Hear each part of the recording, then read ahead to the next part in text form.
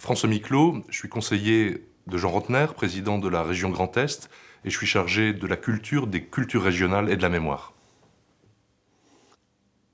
L'Alsace, c'est ma grand-mère.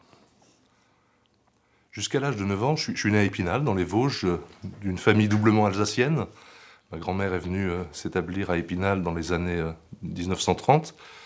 Ma famille paternelle est venue dans les Vosges, ils étaient d'Orbais, ils sont venus en 1870 comme optants.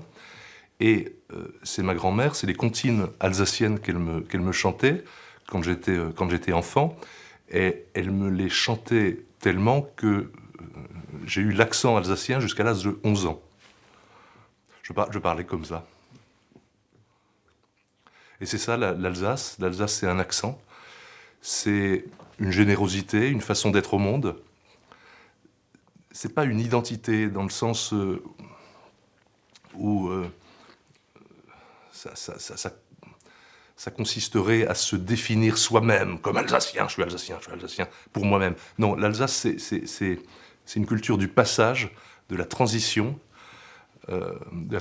entre des imaginaires, entre des mondes, des générations. Il y a une belle définition que donnait Victor Hugo quand il est venu en 1834 avec Juliette Drouet. Ils ont remonté tout le Rhin et il disait Strasbourg. Strasbourg, il y a deux grandes places, et sur ces deux grandes places, il y a deux statues. La statue de Gutenberg, qui représente la culture, et la statue de Kléber, qui représente la civilisation. Et c'est ça l'Europe, c'est cette alliance entre la culture et la civilisation, la rencontre du monde latin, du monde germanique, et c'est ça aussi l'Alsace, cette rencontre entre les cultures, entre les mondes. Et c'est une rencontre qui peut parfois se faire de façon frontale, brutale, dans la guerre, mais aussi dans la paix et dans la construction commune. Mais le monde a changé. En France, les systèmes politiques se sont effondrés. Toutes les grandes références sont perdues, et en Europe également. Ce qui explique le succès des populismes. On est dans un monde qui est en pleine mutation, en pleine transition. Et ni Strasbourg, ni l'Alsace n'échappent à cette règle. Moi, j'ai été choqué récemment par une publicité de la ville de Strasbourg dans un magazine gratuit, un magazine culturel, où il montrait les grandes fresques réalisées sur les façades du Musée d'art moderne et contemporain. Et c'était titré Strasbourg, ce n'est pas que la choucroute. Ben, si, Strasbourg, c'est la choucroute. C'est la choucroute, c'est l'art contemporain, c'est le Conseil de l'Europe, c'est la Cour européenne des droits de l'homme, c'est le Münster, c'est le Gewürz, c'est les géraniums aux fenêtres, c'est l'Osterputz, mais c'est aussi l'université, des prix Nobel, des chercheurs. C'est tout ça. C'est tout ça. Il n'y a pas d'opposition entre les éléments qu'on dit folkloriques, entre les colombages de la petite France et des gens comme Jean-Marie Laine. C'est un tout. Moi, Gérald de Gaulle qui disait en 1945, alors que certains le prenaient pour un dictateur en puissance, on lui demandait s'il était plutôt démocrate ou républicain, il dit « Je choisis la démocratie et la République ». C'est fromage et dessert. Mais l'Alsace, c'est pareil, c'est l'innovation la plus pointue. On est une vraie terre d'innovation technologique, industrielle, mais aussi au niveau de la santé, une terre d'innovation chirurgicale, médicale. Et on est une terre qui sait cultiver ses traditions. J'étais stupéfait, il m'est arrivé d'aller chez René Henny, en Crète. René Henny, qui est le grand écrivain sungovien qu'on connaît. Et là-bas, en Crète, il y a des bergers qui gardent leurs chèvres dans les montagnes, sur le Mont Noir, et qui ont des téléphones portables dernier cri, l'iPhone dernier cri. Et il n'y a aucune tradition entre ces pâtres grecs qui répètent des gestes qui existaient déjà du temps de Homère, et la maîtrise de la dernière technologie à la mode. J'aime pas le multiculturalisme. Parce que dans le multiculturalisme, il y a l'idée que les individus dépendent de communautés données, ont des allégeances propres, n'ont que ces allégeances-là, et finalement vivent dans une société où les communautés sont posées les unes à côté des autres, juxtaposées. C'est ça le multiculturalisme. Du moins, le multiculturalisme, tel qu'il est pratiqué aux États-Unis dans certaines villes, tel qu'il est pratiqué en Grande-Bretagne. C'est la coexistence pacifique de communautés, plus ou moins pacifique. Moi, je suis résolument républicain, c'est-à-dire pour l'universalisme français, où la culture, c'est l'endroit où l'on se rencontre, où l'on échange, où l'on partage, qu'on peut passer d'un imaginaire à l'autre, mais où on ne la ramène pas sans cesse avec la question des origines, la question de ce que je suis. Non, chacun est ce qu'il est, chacun a son identité propre, mais chacun se forge aussi son identité. Ça, c'est la grande victoire de la modernité. L'homme est ce qu'il fait. C'est Sartre qui disait la plus grande capacité, la plus grande faculté de l'être humain, c'est d'inventer sa propre histoire. Et on peut s'inventer sa propre identité. On la reçoit pas naturellement. C'est pas quelque chose d'inné, l'identité. Ça se fabrique au jour le jour, ça se travaille. Et le multiculturalisme empêche ce travail de rencontre, de partage, de fabrication de l'identité dans le rapport à l'autre. Hugo avait une vision particulièrement érotique de la cathédrale. Il disait que c'était une femme couchée après l'amour, avec le genou levé. Hugo avait parfois des visions assez particulières. Mais oui, la cathédrale, c'est à la fois une bénédiction pour Strasbourg et une malédiction, parce que l'architecture et l'urbanisme strasbourgeois ont longtemps souffert et souffrent peut-être encore de ce que les architectes et les urbanistes appellent le syndrome de la cathédrale, où on est obligé de faire des objets architecturaux, si possible en grès rose, et sans forcément qu'ils s'insèrent dans leur environnement immédiat. On a chacun sa propre histoire de l'Alsace.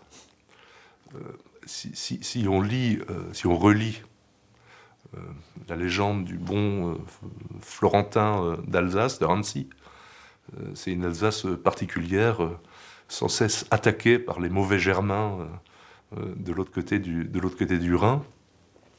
On peut avoir une vision européenne de l'Alsace, justement cette rencontre entre la France et l'Allemagne, entre le monde latin et le monde germanique. On peut avoir une histoire française, patriotique de l'Alsace. On peut avoir une lecture, histoire française avec la Révolution, avec l'Empire. C'est l'Alsace qui donne le plus grand nombre d'officiers supérieurs et d'officiers généraux aux armées de la Révolution, de la République, puis de l'Empire. On peut avoir une vision aussi, une lecture allemande de l'histoire de l'Alsace. C'est le premier texte de Goethe, c'est de l'architecture, sur l'architecture. Et c'est un texte qui est rédigé au sujet de la cathédrale de Strasbourg, dont il réfute l'idée que ce serait le sommet de l'art gothique, pour dire non, c'est le propre de l'art allemand. La question de la France, la question de l'Allemagne, la question des nationalités n'existait pas au temps où la cathédrale a été édifiée. Elle a été édifiée au temps où Maître Eckhart résidait à Strasbourg. Il y a écrit 3/4 de son œuvre homilétique. Et Marianne Vanier a trouvé, dans les milliers de pages de Maître Eckhart, une petite mention Eckhart écrivant la tour de la cathédrale, qui est en train, c'est pas la flèche, la première tour, qui est en train de monter vers le ciel. Si on songe à Maître Eckhart au temps de la cathédrale, au temps du chantier de la cathédrale, c'est un Allemand dominicain qui est envoyé par le supérieur de son ordre à Strasbourg pour mater la secte, le mouvement du libre esprit. Et c'est un grand voyageur, Eckhart. La question des nationalités ne se pose pas. On a des gens comme Nicolas Delède, Nicolas de Haguenau, qui viennent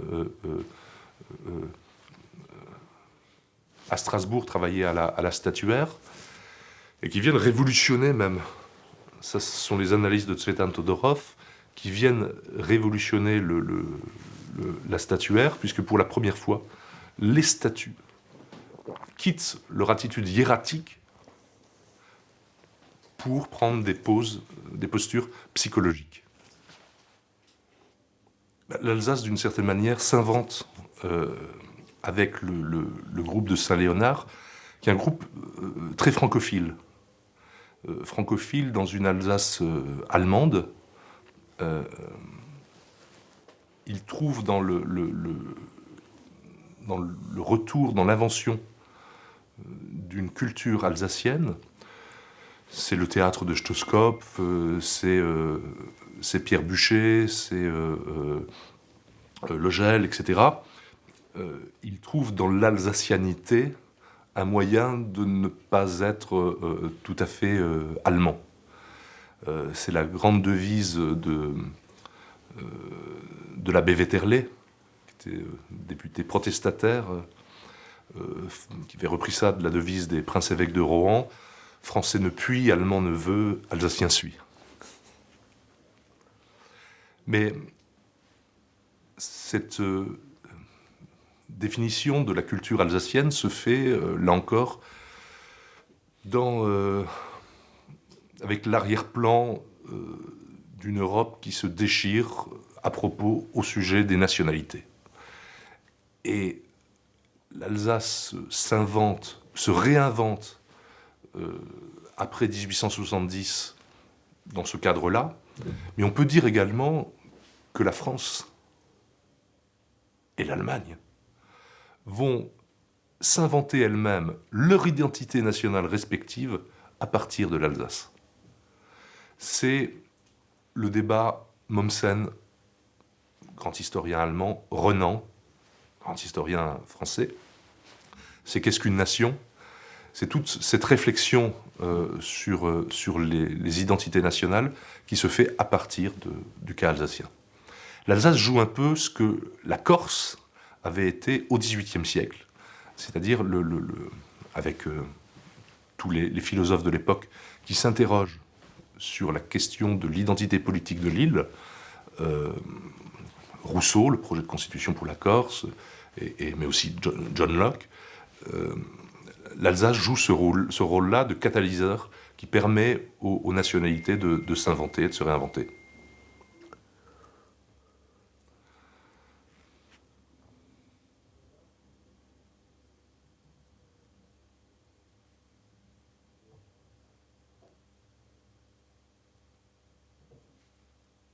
Il n'y a pas de dialecte alsacien, c'est une langue.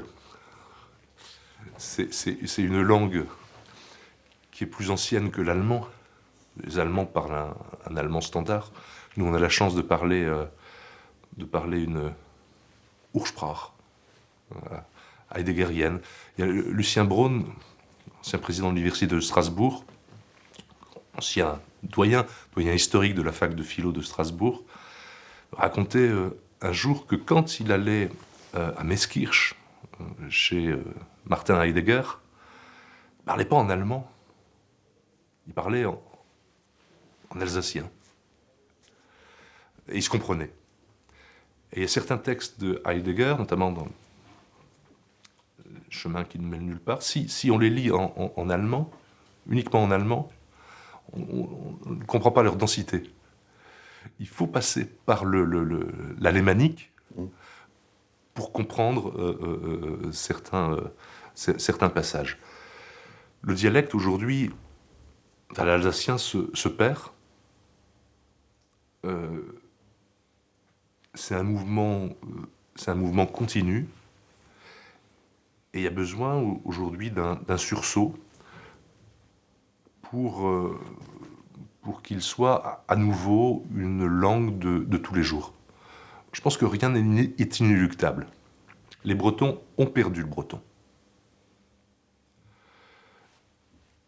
Ils ont fait des efforts soutenus ces 30, 40 dernières années. Le breton est en train de renaître. Mais je vais aller plus loin. Il y a des langues qui n'existaient plus dans la vie de tous les jours. C'est le cas de l'hébreu. 1948, l'hébreu devient la langue de l'État d'Israël. Et aujourd'hui, c'est tout un peuple qui parle hébreu.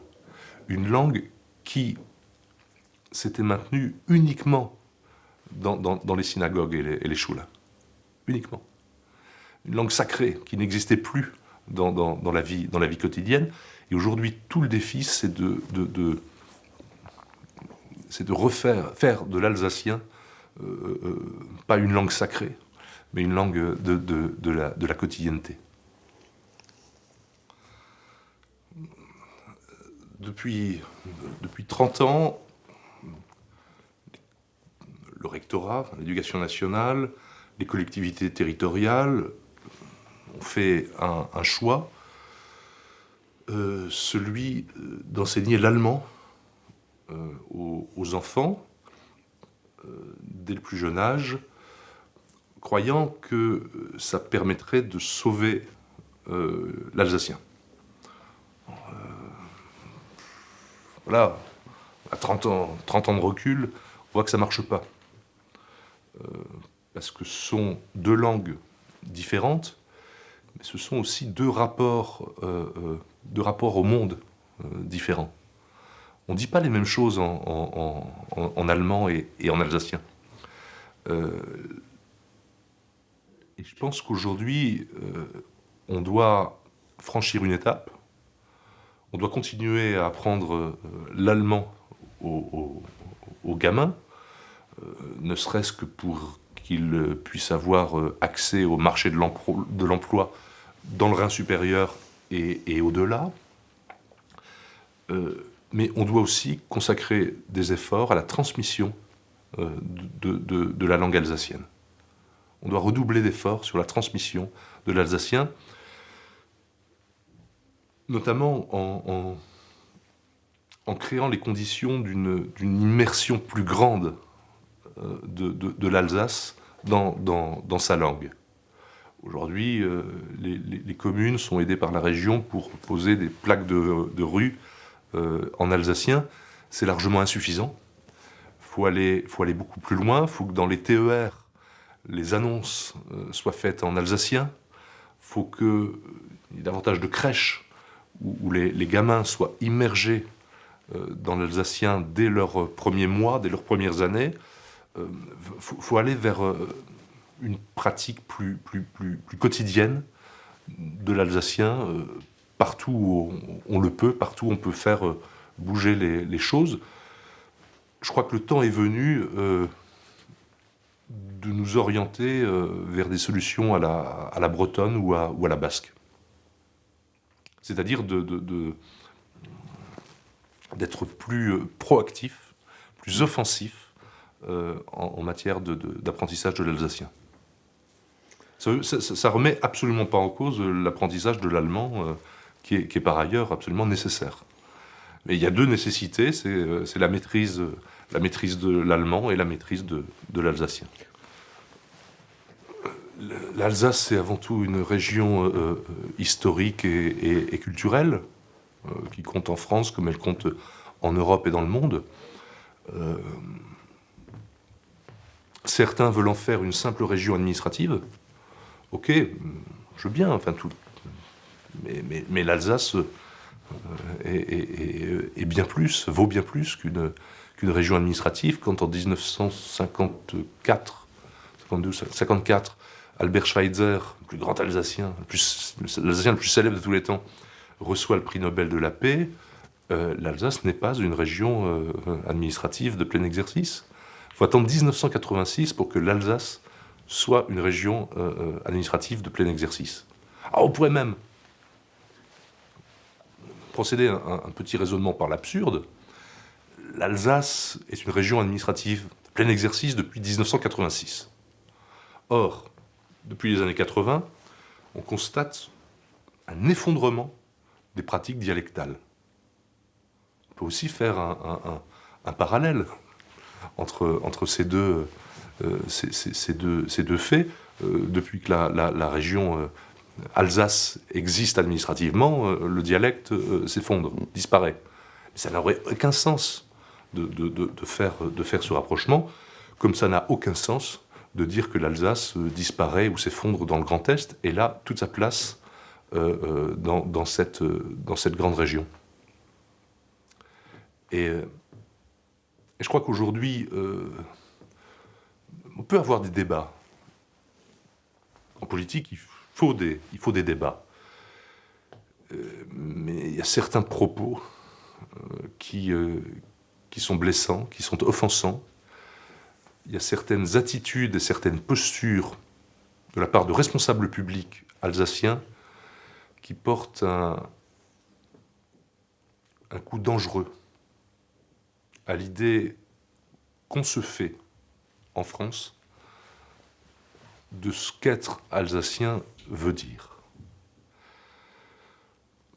L'Alsace n'a pas à avoir un complexe d'infériorité par rapport à quiconque, mais elle n'a pas non plus à cultiver un complexe de supériorité. Et c'est bien ce qui transparaît parfois quand on entend certains responsables politiques parler des Champenois, des Lorrains, avec de la condescendance, voire du mépris. On n'a rien à apprendre aux Champenois. Si on veut se mettre à leur dire comment il faut faire du vin, comment créer une marque mondiale, comment conquérir les marchés internationaux, il faut se lever de bonne heure.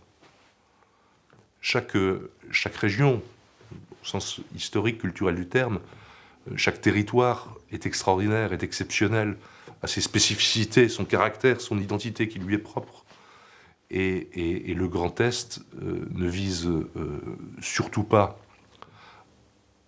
à mettre sous le boisseau, à éteindre ces identités culturelles, parce qu'elles sont notre richesse. Il a au contraire à les vivifier et à les faire prospérer. Est-ce que la réinvention de l'Alsace est possible aujourd'hui? Non, elle n'est pas possible, elle est souhaitable. Parce que si l'Alsace ne se réinvente pas, elle disparaîtra. L'Alsace, si on regarde depuis temps immémoriaux, c'est une réinvention perpétuelle. Après la guerre de 30 ans, il ne reste plus que 35-40% de la population alsacienne. 60% de la population a été décimée, a été exterminée, tuée, assassinée pendant la guerre de 30 ans. 15 ans seulement après la guerre de 30 ans, les chroniqueurs ne font plus mention de cette guerre. Et une capacité extraordinaire de résilience en Alsace. Une capacité extraordinaire de rebondir, de se reconstruire, de se réinventer. Et aujourd'hui, cette réinvention de l'Alsace, réinvention culturelle, artistique, spirituelle, elle est nécessaire. Il faut réenchanter l'Alsace. Il faut qu'elle se redonne un imaginaire, et un imaginaire pour notre temps. Le dernier grand roman alsacien, qui est connu un succès national, c'était celui de Jean Hegen. Les Tilleuls de Lottenbach. Depuis Jean Hegen, il y a eu les Alsaciens ou les deux Mathilde. Et là, je parle vraiment de romans. Il n'y a pas eu de grands livres qui ont investi l'imaginaire alsacien et qui ont, à partir de cet imaginaire, parlé au reste du pays. Et l'Alsace peut redevenir une idée à la mode en littérature, au cinéma, au théâtre, dans les arts plastiques. Elle peut redevenir pas forcément un paysage, une arrière-scène, mais un motif et un thème.